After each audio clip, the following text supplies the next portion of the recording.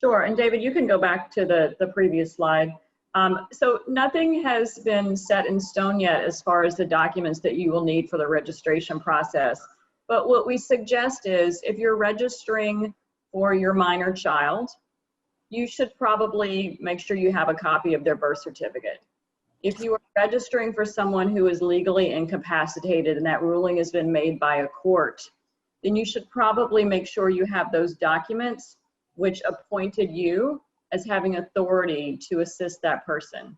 If you are registering for someone who has passed away, then you want to make sure that you have a death certificate. If an estate has been opened and you have been authorized as the personal representative of that person's estate, you want to make sure you have those documents handy. So as Mike said, we will have a list hopefully soon. Once the court determines what will be appropriate for you to register someone other than yourself. And as soon as we have that, we'll get information out and it'll be on the website. But just if you think logically about who you might be filing for, who you might be registering for, you're going to have to prove that you have legal authority to do that. So just keep that in mind. And if you have individual questions, the toll-free number is still live and we're still taking calls every day and we're happy to walk you through that.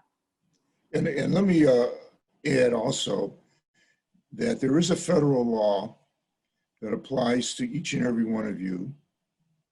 And that federal law entitles you to get a copy of your medical records free of charge from your medical provider. So if you do have medical issues or your child has medical issues and you want to get the medical records so that you have them available when the time comes to submit your claim, contact your medical provider, tell them that you are the patient and that you want to pick up the records, or sometimes they'll mail them to you. I mean, each medical provider has a little different system, but you as the patient are entitled to get a copy of your own medical records. And it would probably be a good idea if you have medical issues to go ahead and do that now so that you have those records handy when it comes time to fill out the claim form. And to be clear, so that people aren't confused, so remember there's going to be a two-step process if the court approves the settlement. First, there will be the registration form, and that's where you will need to be able to prove that you have authority to register for someone other than yourself.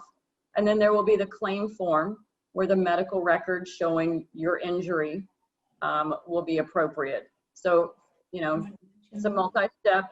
Make sure we don't want to confuse anyone. First things first, the judge will have to give preliminary approval. Then the registration form and the notice will come out. If you're registering for someone other than yourself, you'll need to be able to legally prove you have the authority to do that. And then later the claims form. But Mike is right. If you have, or your child or someone you're going to be helping file has a medical issue, you should begin the process now to get those medical records.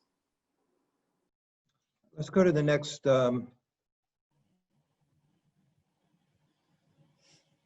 slide.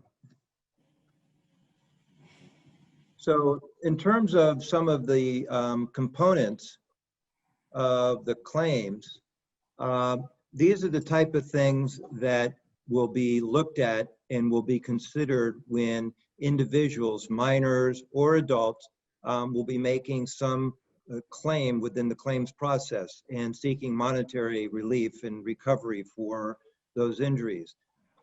Some people, and some of you may recall this, had blood tests taken between May of 2014 and August of 2016.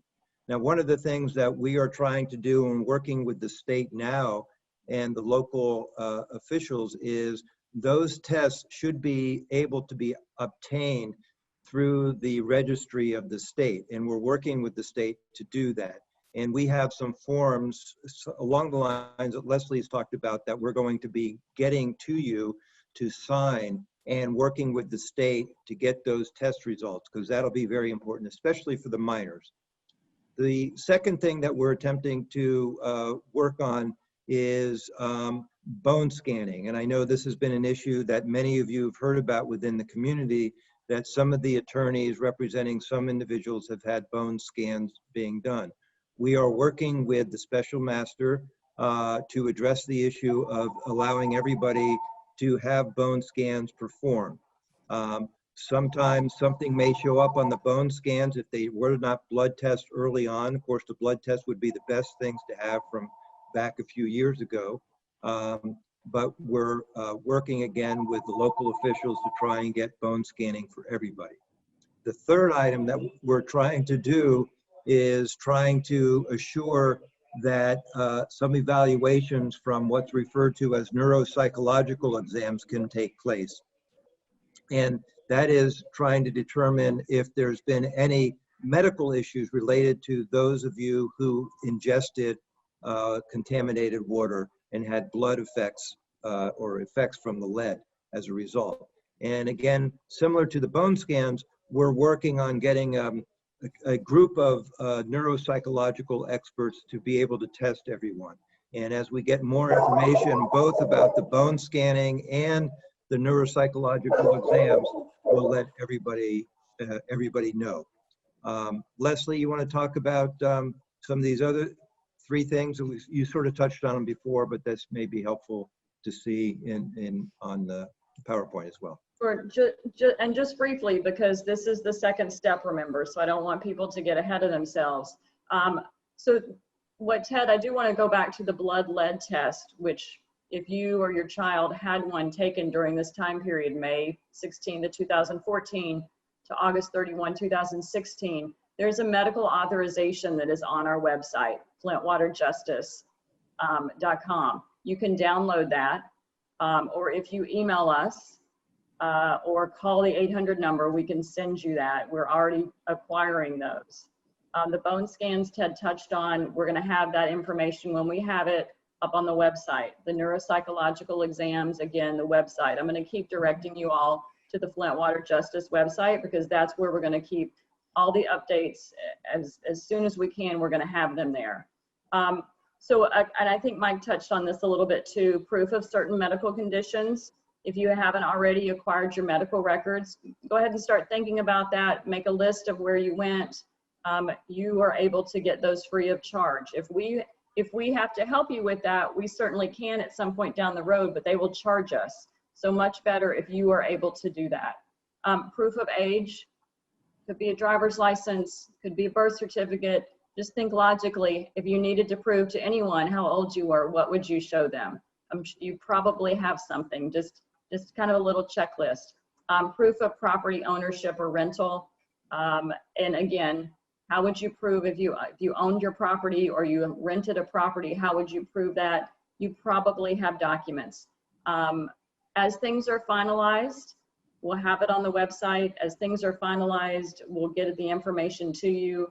As always, if you have questions about your particular potential claim, your particular registration form, you just need to email or call us.